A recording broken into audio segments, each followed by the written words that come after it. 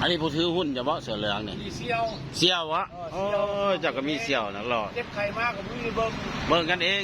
มันเอง แม่ดีแล้วดีแล้ว ไม่ว่าเราเอา แม่น ก็แหละ ถูกต้อง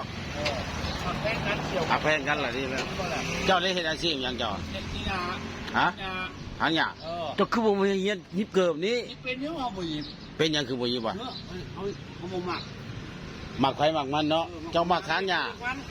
เรียกมันเรียก จะหมักหางหยาบ่เจ้าไล่ในหางหยานี่ ไหวเมาเอา เมาเลยบ่หน้าเงินหน้าซานเฮ็ดเบิด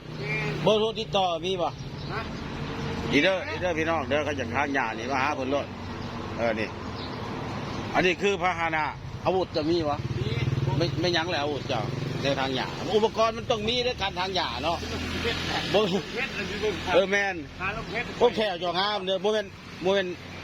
จักรักหยาบินใส่บ่บ่แม่นติโอเคอุปกรณ์เจ้าหันมีหยังแน่ หลายอย่าง ไม่ยั้งหลายอย่างมีผ้ามีตัด ลูกเพชรนี่ดีลูกเพชรดี เอาโฆษณาซอยบ่ได้คนไลค์คนแชร์บ่ธรรมดาเด้ ลูกนี้ลูกจะไหวอยู่เนี่ยค่อยนะ คนติดตามข่อยบ่ธรรมดาเด้ Facebook ข่อย เกิดเก่งในเรื่องอยู่มาแล้ว 2-3 หมื่นบ่แม่นบ่ ไอ้บอกมาเลยไปอยู่ทีมมาเลยเอาเงิน โอ้ยแม่นบ่โอ้ยเพิ่นบ่เห็นอันนั้นเสียวจะว่าหยอกจะไปซื้อที ว่าชิวทีมแล้วเบาๆเนาะ เออ ว่าลีเล่นเนี่ยมันเนี่ยจะค่อยละ มื้อนี้เจ้าได้หยังมาสู่เสี่ยวกิน บอกไม่ได้ยัง เอาแหละเสี่ยวกันคือบ่หาอันนั้นอันนี้มาสู่กันกิน เงินเป็นเงินมัดเนาะ เงินไว้เงินมันเสี่ยวก็ซื่อ ถูกไปถูกวัดเกี่ยวไปแล้ว ๆว่าเพิ่นก็ปั้นเจ้าอยู่ว่ามื้อนี้ได้5-6แสนบ่ได้มื้อ ก่ นี้ อนกับคนไทย50 ให้50ยิบกับซอยได้ น้อย 50เจ้าน่ะแปลว่า อันนี้เป็นรายได้เสริมเจ้าเนาะยิบเกิบเนาะ โอ้กะมูเล่นตะมู อาชีพเสริม เล่นตะมู อาชีพหลักเจ้าทางหญ้าเพราะมีอยู่เขาอยากจ้างทางหญ้าจะสิไหวบ่ คอยพ่อแล้วมันจะเอวแล้ว บ่มื้อหน้า หน้าไปแล้ว มื้อหน้าจะพักอยู่ไสบัดนี้ ตักตุชาชิโน่หมดแล้ว ป้า โด เด้อ นเมื่อเลยเนี่ยชาชิโน่ คาสิโนฮู้แล้วชาวหลัก ปิดไปแล้วปิดเอาเนาะปิดเอาปิดมันแดงที่เกิด เอาสัมภาษณ์ผู้ทางหญ้า บ้าน เนาะ มีน้ำแดงก็น้ำเพิ่งเลยปิดหมดเลยอาบาจิตตัวเป็นเงินลายตัวไหน บริษัททางหญ้าเพิ่นเด้อนี่เด้อหญ้าน้อยหญ้าใหญ่หญ้าสูงหญ้าต่ำหญ้าหกได้เบิด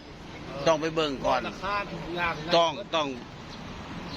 งตกลงราคากันจริงเฮ็ดอุปกรณ์เจ้าครบจักรตันหญ้ามีบ่ มี เอาบ่มีทางหญ้าแล้วบ่มีจักรตันหญ้า ห่วยเอาเสียบ เอาเสียบเลยละเอียดเลยออกถึงห้างเนาะ แมน เด้อพี่น้องเด้อนครไกรสอนเด้อนี่บ่ธรรมดาประสบการณ์จากปีเลยทางหญ้ามานี่ โอ้ในประมาณ5 ปี6 ปี 5 ปี 6 ปีตะกี้เฮ็ดหยังแต่ก่อนทางหญ้านี่หาปลา ที่กันหาบ้างกับเรา กับบ่เท่า ดีนี่หันหน้าเลย ทางหญ้าเลย จีบเลย เศร้าหาปลา จะมาบ้า หาอยู่ในน้ำคลองก็เคยเห็นเจ้า แมน เฉพาะเจ้าจริงดำเนาะ ย้ำตากแดดตากแดด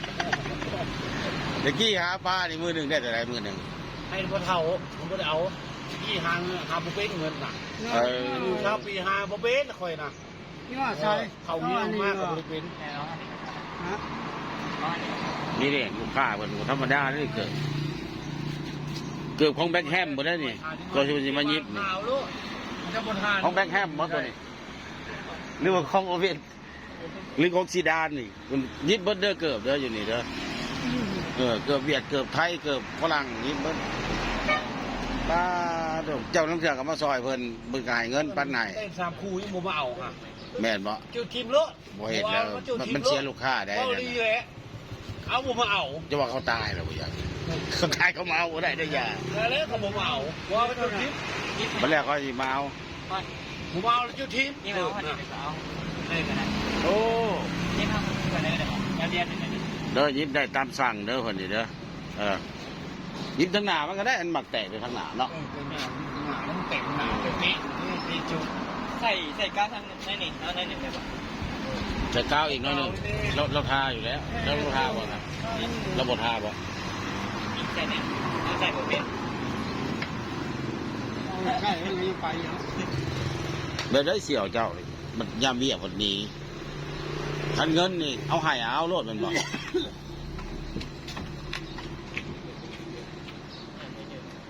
นี่เด้อรถพนักงานตัดหญ้าเฮาเด้อเลขทะเบียนเพิ่นก็เฮียได้นี่บ่มีป้ายเด้อรถคันนี้เด้อก็รถเถื่อนรถหยังรถบ่ได้เสียภาษีรถบ่มีโควต้าว่าซั่นนี่มีใส่โซ่ห้อยได้เลยแม่นแหละ อัดไว้ไปนำได้ติดมาได้ดูหรอ นี่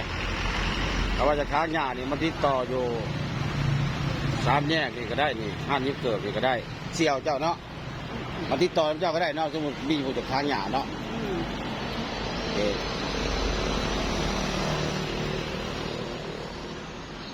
3แยกตลาดแรงสโมสรนี่เด้อพี่น้องเด้อ